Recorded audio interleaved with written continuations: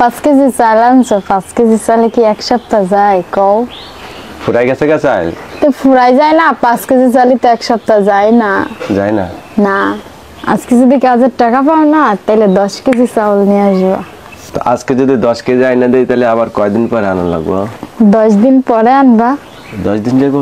হ্যাঁ। তাহলে 10 কেজি আইনা দেবো, বুঝছো? আচ্ছা, তাইলে তুমি এখন হাটে যাইবা না? হ্যাঁ, হাটে যাবো। হাটের থেকে করে মাছ নিয়ে আয়, মাছ তো নাই।